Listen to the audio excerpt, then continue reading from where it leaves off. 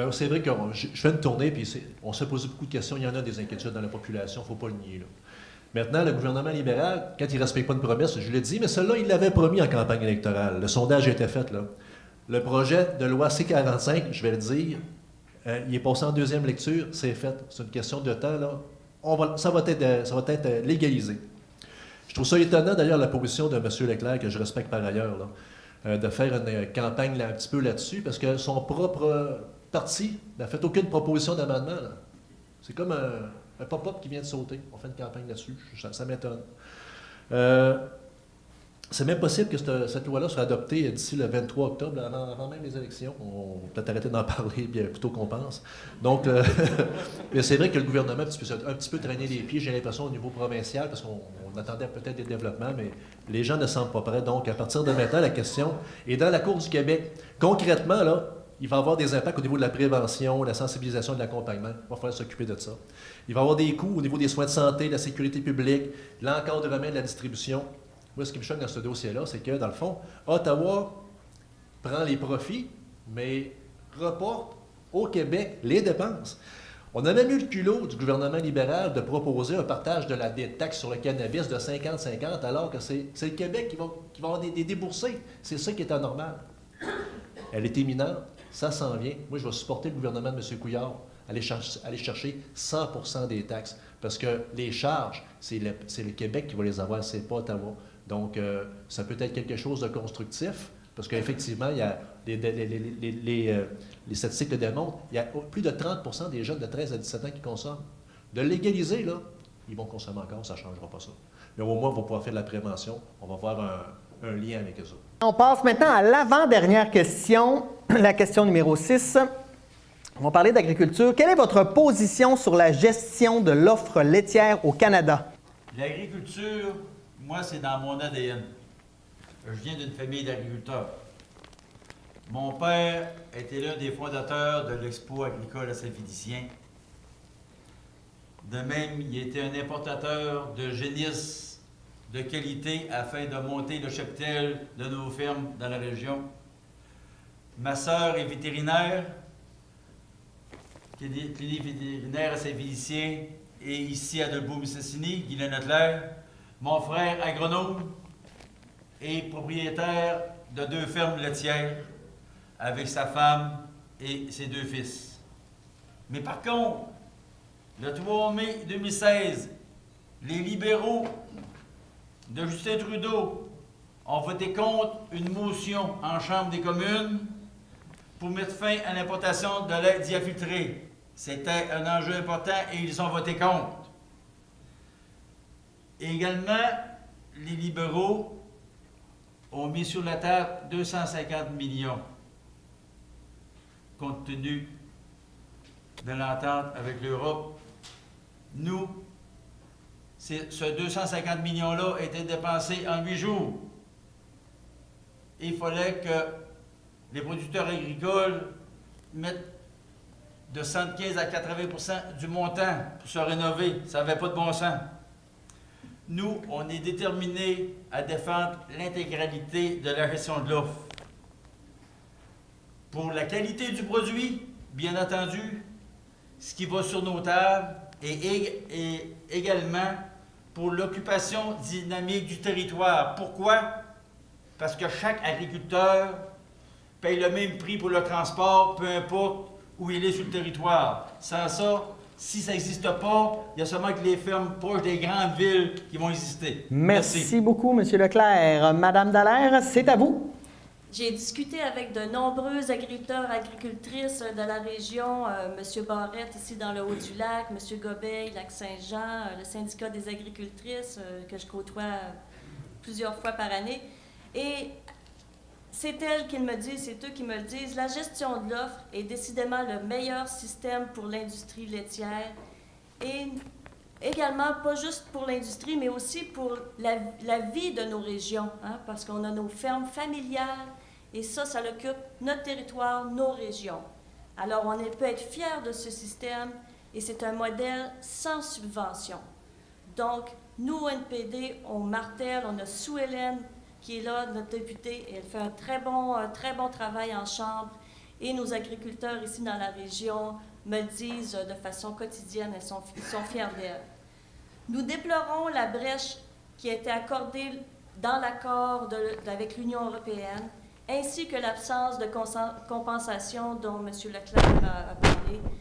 Donc, la subvention, le programme a été complètement écoulé en dedans d'une semaine. Donc, je pense seulement une ferme dans la région a pu en bénéficier. Ensuite de ça, c'est ça, évidemment, le programme a été complètement insuffisant. Nous déplorons également les brèches que les libéraux s'apprêtent à ouvrir avec le partenariat transpacifique 11. Okay. Les États-Unis ne l'ont pas signé, ils se sont mis hors de cet accord-là, mais c'est toujours en jeu et vraiment, on se méfie là-dessus. Également, évidemment, la négociation avec l'ALENA inquiète grandement nos producteurs et nos productrices dans la région.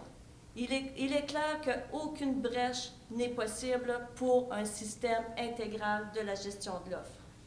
Évidemment, le lait dit filtré également, les libéraux n'ont rien fait pour régler ce problème-là, et cela, on en est très mécontents. Merci beaucoup, Mme Dallaire. Monsieur Maltais, c'est à vous. Merci. C'est pas un hasard que la firme expérimentale à Normandin ici est ici, finalement. On est des experts. On prend souvent, beaucoup trop souvent pour acquis le secteur agricole. Hein. C'est un secteur, d'ailleurs, c'est une des raisons pour lesquelles on s'est fondé. C'est très important ici, en fait, c'est d'une importance capitale.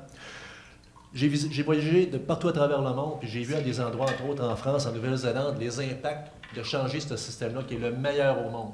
En France, il y a 25 où ce qu'on a enlevé ce système-là, il y a 25 des revenus bruts qui ont été perdus par les producteurs. En Nouvelle-Zélande, ça va jusqu'à 50 Ce que ça veut dire, c'est que dans le fond, on est en train de mettre en place, si on ouvre ce système-là, à avoir des fermes hautement subventionnées puis qui vont nous donner des produits avec des hormones, entre autres. Donc, c'est pas ça qu'on a, c'est le meilleur système. Je parlais de la pertinence du Bloc.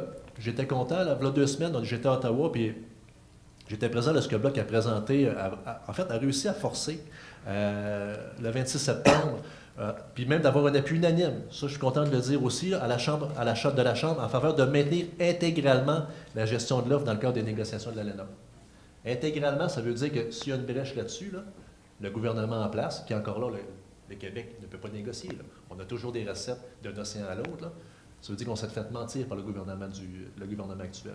Donc, il n'y a aucune brèche qui doit être acceptée là-dedans, parce qu'effectivement, les conséquences du partenariat Europe-Canada ont été dévastatrices pour nos petits fromagers, entre autres. Puis même au niveau, il y en a qui disaient que le bœuf de l'Ouest, ça va bien aller là-bas. Avec les normes qui sont en Europe, on a de la misère à envoyer le bœuf. Donc, c'est pas bon pour personne. Le programme, effectivement, qu'on a parlé, c'est un programme d'investissement, ce n'est pas un programme de compensation. Ça a été écoulé très rapidement. Donc, je veux rappeler que dans la région Saguenay-Lac-Saint-Jean, la production laitière représente plus de 43 des revenus à la ferme. C'est un secteur qui est névralgique, qu'on ne peut pas laisser tomber. C'est 113 millions dans notre communauté. C'est donc très important. Donc, j'insiste sur le mot intégralement encore là. Il n'y a pas question d'affaiblir ça. Puis le Bloc québécois va se tenir fort et fier pour défendre ce beau régime-là. Merci beaucoup, M. Maltais. M. Hébert, ce sera à vous maintenant. Évidemment, je suis en faveur de la défense de la gestion de l'offre au Lac-Saint-Jean. C'est primordial pour notre agriculture. 1200 fermes autour du lac qui nourrissent la population du Lac-Saint-Jean. C'est évident qu'on va faire une place importante à cet enjeu-là. Récemment, moi aussi j'ai de la visite de temps en temps, Jean-Claude Poisson, qui est le bras droit du ministre de l'Agriculture, M. Lawrence McCauley, est venu nous rencontrer avec plusieurs agriculteurs, des producteurs de lait, des producteurs de céréales, des producteurs de bleuets. Il y avait M. Ghislain Saint-Pierre, Michel Frigon, Étienne Barrette, Marcel Drapeau, son fils Jacqueline, François Bélanger. Tous ces gens-là ont fait part de leur inquiétude auprès de Jean-Claude Poisson, qui a pris bonne note de tout ce qu'il a entendu, particulièrement au niveau des bleuets. Vous savez que présentement, il y a une crise ici au Lac-Saint-Jean par rapport aux producteurs de bleuets. Il faut s'en occuper, et très, très sérieusement, parce qu'il y a des gens, malheureusement, qui vont perdre le chemise. Donc, la réforme qui s'en vient par rapport à Morneau ne devrait pas toucher les agriculteurs et les petites entreprises. C'est ça qui me rend très heureux d'entendre ça, parce que quand M. Poisson était ici, la rencontre a duré près de 2 heures, et c'était vraiment les agriculteurs qui donnaient leur impression. Il a pris très bonne note, encore une fois, des inquiétudes qu'il y avait, et le 23 octobre, lorsque je deviendrai le prochain député du Lac-Saint-Jean, soyez certains, encore une fois, que je défendrai avec ferveur et beaucoup de dynamisme les fermes du Lac-Saint-Jean. Parce que quand un pays se nourrit par soi-même, j'ai vu ça moi en Thaïlande dans un voyage, je croyais que la Thaïlande, c'était pas un pays riche. Mais quand un pays est capable de nourrir sa population puis d'exporter à l'extérieur, c'est un pays qui est riche. Il faut faire de la place à l'agriculture, des jeunes agricultrices, des jeunes agriculteurs qui veulent venir se rétablir au Lac-Saint-Jean. Bienvenue, on a des belles terres, puis ça pousse. Merci beaucoup. Merci beaucoup, M. Hébert. On passe maintenant à la dernière question qui va comme suit. À titre de jeune entrepreneur ayant plusieurs années à gérer et embaucher du personnel, je vous demande comment votre candidature compte améliorer et ou enrayer le manque criant de main-d'œuvre tant pour la grande industrie que pour les petites et moyennes entreprises. Madame Dallaire, c'est à vous de débuter. Merci, Pierre. Au NPD, nous avons proposé l'idée de crédit d'impôt pour les PME, pour l'embauche et la formation de nouveaux employés. Ces crédits d'impôt devenaient plus élevés en fonction de la région, donc des régions éloignées comme le Lac-Saint-Jean. Ici, le montant était plus alléchant afin d'attirer plus de jeunes à venir s'installer ici. Par ailleurs, la promesse brisée des libéraux de diminuer le taux d'imposition des PME à 9 % fait aussi très mal à nos entreprises qui souhaitent engager. Nous allons continuer à pousser pour que les libéraux respectent cette promesse. Un autre dossier sur lequel je m'engage est de travailler à la réduction des frais pour les transactions de cartes de crédit pour nos PME. Nous avons déjà déposé des motions pour régler cette problématique et je m'assurerai que je continuerai de mener cette bataille. En diminuant les charges fiscales de nos PME, nous leur permettrons d'attirer plus de personnel dans la région. Je m'engage également à travailler en consultation avec les municipalités de la région pour connaître leurs besoins afin de rendre la région plus attirante pour les jeunes et les travailleurs. La collaboration avec les acteurs du terrain est essentielle pour régler ce genre de problématique. Merci. Merci beaucoup, Madame Dallaire. Monsieur Maltais, ce sera à vous maintenant. Ben, je vais en surprendre plus d'un. Je suis un syndicaliste, mais moi aussi, j'ai embauché des employés.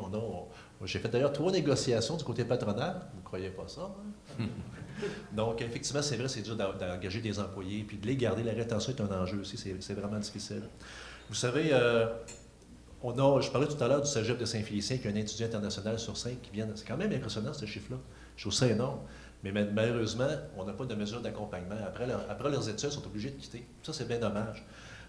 Donc, en ce qui me concerne, Ottawa a changé le code criminel pour éviter de contrer les consultants d'immigration, dans le fond, pour éviter de contrer... Caroline, c'est donc bien mal écrit, ça fait Dans le fond, qu'est-ce qu'on veut, c'est donner des services d'aide, puis que ça ne soit pas vu comme des immigrants, c'est de les garder. Ça prendrait des mesures comme cela. J'ai eu le plaisir à la FTQ de siéger. D'ailleurs, je vois ma consoeur qui était au cégep de Jonquière. Je siège toujours sur le Conseil régional des partenaires du marché du travail. On travaille sur l'adéquation, formation et besoin de main-d'œuvre. Le Québec a des moyens pour ça, puis je pense que comme député, on devrait faciliter ces leviers-là. On a des beaux secteurs structurants. D'ailleurs, j'ai beaucoup d'envie pour Ville de Saguenay qui a accueilli, vous avez vu passer ça, Ubisoft. La nouvelle économie, le numérique, c'est des choses qui pourraient être intéressantes. On en a des perspectives intéressantes. Donc, la nouvelle économie, on parle de garder les jeunes. On a tout, on a l'économie du savoir. Garder les jeunes, ça serait intéressant, mais il faut donner la chance à ça. Donc, en ce qui me concerne, je le disais tout à l'heure, avec les crédits d'impôt pour les jeunes et ainsi de suite, c'est vraiment des mesures qui vont nous aider à garder nos jeunes ici, nos cerveaux ici, qui ne partent pas tous à Montréal. Je suis quelqu'un qui est obligé de m'expatrier pendant 5 ans parce qu'il n'y avait pas d'emploi. Mais on a des secteurs structurants, puis il faut les développer. Puis encore là, le sommet économique nous a donné des belles pistes de solutions, je pense, qu'il faut mettre en œuvre. Je le disais tantôt, je n'ai pas de plan. Les experts du socio-économique, le social, c'est eux autres. On n'a pas comme député de formule magique. Croyez-le ou non, je ne sais pas tout. Il faut se fier sur les gens, l'intelligence du milieu. Merci beaucoup, M. Maltais. M. Hébert, c'est à vous. Au sujet de l'emploi au Québec, on est rendu là? Oui, oui, exactement. Elle est moins longue un peu, celle-là. Ouais. Ce que je voulais vous dire, c'est que depuis déjà 2014, Emploi Québec prévoyait ce qu'on vit présentement. C'est 740 000 emplois à combler à l'heure actuelle. De ce nombre-là, il y en a 500 000, ce sont des départs à la retraite. vous comprenez bien que là, on manque de main-d'œuvre. Avec une moyenne de 1,3 enfants par famille, c'est pas comme ça qu'on va combler les postes à travailler. Ce que ça prend pour renouveler une famille, c'est 2,1 enfants par famille. Il ne reste pas bien des solutions. On sait qu'on peut faire de l'immigration inter-Québec, peut-être demander aux gens de Montréal de venir travailler ici, c'est une chose. Mais tranquillement, pas vite, on va avoir bientôt recours à l'immigration, puis la mise à valeur, à niveau, c'est-à-dire des travailleurs. On le voit présentement à ce qui se passe au Serre Toundra. On jette du cocombe à troc, à plein troc, parce qu'il n'y a pas assez de monde. On fait venir des Guatémaltèques présentement, il y en a une cinquantaine, qui sont en train de travailler à cueillir le cocombe des Serre Toundra. Bien, moi, je trouve ça correct. Parce que si on peut faire un critère de sélection économique ciblé qui tient compte des besoins des PME, puis en favorisant les compétences techniques, on va réussir à y retrouver. Le recrutement, comme le fait certains cégeps, celui de Saint-Félicien, celui de Jonquière, on recrute directement à l'étranger par l'employeur. Donc, essayer de trouver aussi la langue pour la francisation. Hein. On a 2 écoles qui le font, l'UQAC et le cégep de Jonquière, encore une fois. Et il y a une chose certaine, il va falloir, comme je disais tout à l'heure, penser à la régionalisation de l'immigration. Il y a des gens qui, malheureusement, n'ont pas de travail à l'extérieur. Ici, il y en a de l'emploi. Vous avez juste à passer sur la rue de Quin ici. On écrit sur des grands panneaux, on a besoin de travailleurs chez Résolu, puis il n'y en a pas. Pourtant, je reviens encore à l'histoire des cocombes sur Toundra, là. Il y a des jobs jusqu'à 28 $ de l'heure, puis il n'y a personne pour combler le travail. Il faut qu'on se pose des questions. Merci beaucoup, M. Hébert. M. Leclerc, c'est à vous. Merci. Comme je le disais précédemment, ça fait 7 semaines que je suis sur le terrain. Il y a un besoin criant en main-d'œuvre. La crise est très, très importante et au niveau de toutes les entreprises. Dépanneurs, restaurants, commerce en détail, petites entreprises, moyennes entreprises et même la grande entreprise. Le problème est majeur et pour ça, il faut y apporter plusieurs moyens. D'un premier temps, il faut faire de la promotion de notre milieu. Il fait bon vivre au Lac-Saint-Jean. Et la crise est majeure et partout alentour du lac, là.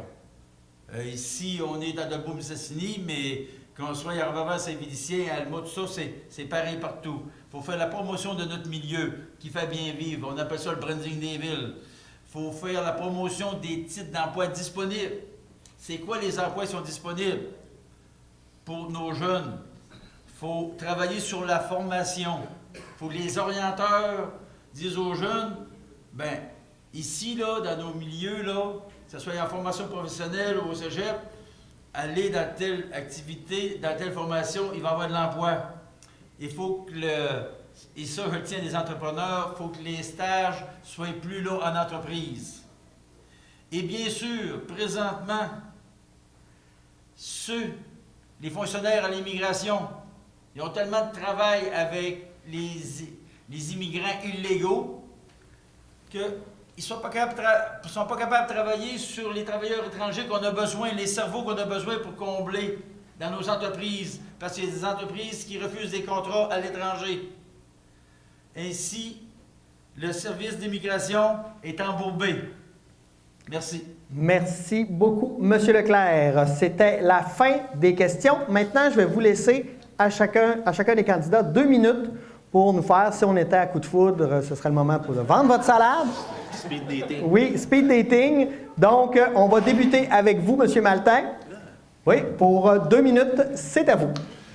Ben, en fait, ce que je vous invite, c'est à vous faire confiance. Voter du côté du pouvoir, vous l'avez vu, là, au Lac-Saint-Jean, là, on était, en fait, ça fait 9 ans qu'on est au pouvoir, autant au provincial qu'au fédéral. Malgré ça, sur les 10 villes les plus pauvres au Québec, on en a 3 chez nous.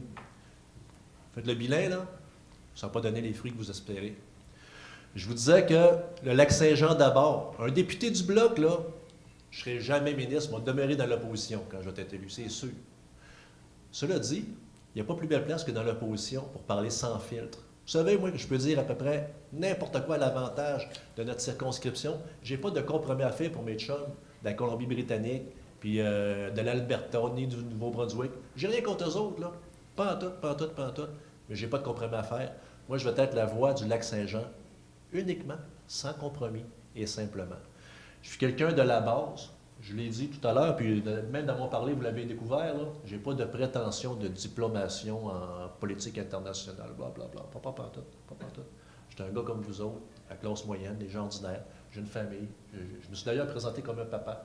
J'ai à cœur ma belle région. J'ai dû quitter pendant 5 ans parce qu'il n'y avait pas de job ici. Ça, c'est un enjeu qui m'importe énormément. J'aimerais, moi, pouvoir grandir non seulement mes enfants, mes 5 enfants, mais mes petits-enfants. J'aimerais pas ça être obligé de quitter pour Montréal, Québec, pour les suivre. C'est le plus beau pays du monde, c'est mon pays, le Lac-Saint-Jean. Donc, je suis un indépendantiste. L'indépendance, ce ne sera pas à Ottawa, c'est pas vrai, cela va se faire ici au Québec. Le moment venu, on va être là. J'ai ce rêve-là. Donc, par authenticité, c'est un petit peu ce que je vais vous transmettre. Par authenticité, je ne peux pas vous compter des menteries. Je ne me lèverai pas en chant pour chanter la God Save the Queen, je ne ferai pas ça. Cela dit, je le dis, c'est pas contre le Canada, c'est un grand pays. Mais mon pays, moi, c'est ici, c'est vous. Merci. Merci beaucoup, M. Maltais. M. Hébert, c'est à vous. Merci, M. Turcotte. Alors, au cours des dernières années, j'ai quitté une entreprise familiale pour essayer de pouvoir servir les gens. On fait de la politique pour servir les gens. Alors, en 2008, quand je suis devenu conseiller municipal, j'ai appris le métier de la politique vraiment sur la table. Par la suite, 2013 est arrivé et je me suis lancé pour devenir maire de Debout-Mistassini. Les dernières années ont été extrêmement enrichissantes pour ma part. Ça m'a donné encore le goût de servir davantage. La démission de M. Lebel en plein milieu de mandat m'a obligé à réfléchir davantage sur mon avenir. Et la conclusion était assez rapide. J'ai terminé mon mandat à la ville de Debout-Mistassini et je m'attaque à un prochain. Je m'attaque à un prochain, c'est-à-dire de défendre les intérêts du Lac-Saint-Jean. Je ne serai pas le porte-voix d'Ottawa vers le lac, mais l'inverse. Je parlerai pour vous. Autant que j'ai parlé pour la défense de l'hôpital, autant j'ai parlé pour l'industrie forestière, autant je vais continuer à parler. Parce que ceux qui pensent que je serai muselé, vous me connaissez mal, mais vous me connaissez bien. Vous savez que j'ai ma franchise. Lorsque Justin Trudeau et l'équipe libérale ont formé le gouvernement, la première mesure importante qui a été prise, c'est d'augmenter les impôts de 1 % des plus riches afin de baisser les impôts de 9 millions de Canadiens de la classe moyenne. On travaille pour ça. Depuis le mois d'octobre 2015, l'Économie du Canada a créé 437 700 nouveaux emplois. En septembre dernier, 112 000 emplois à temps plein ont été créés, la plus forte hausse en un mois depuis mai 2006. Au cours des 12 derniers mois, 90 % des nouveaux emplois créés à temps plein, le taux de chômage au Canada est à son niveau le plus bas en 9 ans. 9 années qu'on est aux alentours de 6,2 %. Et vous vous posez la question pour laquelle il faut voter pour Richard Hébert. La réponse, vous l'avez là. Un gars qui est capable de travailler, qui est capable de se retrousser les manches et surtout d'être à l'écoute de la population. Alors, la meilleure façon d'obtenir une voix forte, c'est en m'élisant le 23 octobre. Ça va me faire plaisir d'être le 41e député libéral au Québec. Merci beaucoup, M. Hébert. M. Leclerc, c'est à votre tour. Merci. Je tiens à remercier mes collègues d'ici en avant, M. Hébert, Mme Dallaire, M. Maltais, pour la qualité du débat de ce soir. On est en démocratie et c'est plaisant. On a discuté sur les enjeux. On ne s'est pas pogné le chignon. Merci beaucoup. C'est important, la démocratie. On le voit à TV tous les soirs. Depuis le début de l'élection, j'entends les citoyens du Lac-Saint-Jean. Je l'ai sillonné, je ne savais pas quand est-ce que ça débutait. Moi, j'ai débuté au mois d'août, à bonne heure. Le projet de loi sur la marijuana n'est pas passé encore. En votant pour moi le 23 octobre, on va envoyer un message clair à Justin Trudeau qu'au Lac-Saint-Jean, on ne se fait pas berner, qu'on est contre ce projet de loi et qu'il nous écoute. Il n'écoute pas personne. Il n'écoute pas un spécialiste. Il n'écoute pas un intervenant. C'est direct dans le mur. Je l'ai promis, dans le mur. Il a reculé sur la réforme électorale. Il va reculer sur la réforme Morneau. Et on va le faire reculer sur la légalisation de la marijuana. Ça prend un message clair. J'ai besoin des gens du Lac-Saint-Jean pour y envoyer le message clair. Je serai la voix du Lac-Saint-Jean à Ottawa. Ensemble, poursuivons le travail. Le 23 octobre, votons Rémi Leclerc. Merci. Merci beaucoup, M. Leclerc. Et pour terminer, Mme Dallaire, c'est à vous. Merci encore à la clique pour la belle invitation de ce soir. Voter une fois aux 4 ans est la principale expression de nos droits démocratiques. Cette année, les Janois et les Janoises ont l'opportunité de le faire après 2 ans seulement de pouvoir libéral. 2 années à propos desquelles la plupart des candidats ici devant vous s'entendent. Le bilan libéral pour le lac est décevant. Décevant car les libéraux n'ont pas réglé la question du bois d'œuvre ni du papier sur calendrier et qu'ils ont créé des brèches dans la gestion de l'offre. Décevant pour les familles qui vivent encore sans téléphone cellulaire au nord du lac. Dans l'opposition, je serai, aux côtés de mon chef, Jagmeet Singh, j'y serai, non seulement pour m'opposer, mais surtout pour proposer et inspirer. Inspirer nos travailleurs et travailleuses de la forêt. Inspirer les femmes, nos familles et les Premières Nations. Inspirer nos agriculteurs et agricultrices et nos jeunes entrepreneurs. Au Lac-Saint-Jean, on se tient debout pour nos gens. On a besoin d'une députée de valeur qui va talonner le gouvernement pour la forêt, la gestion de l'offre et la relève entrepreneuriale. Vous pouvez me faire confiance pour être cette députée déterminée. Merci. Merci beaucoup, Mme Dallaire. Merci à vous 4 de vous être prêtés au jeu. Je pense qu'on peut les applaudir. Hein?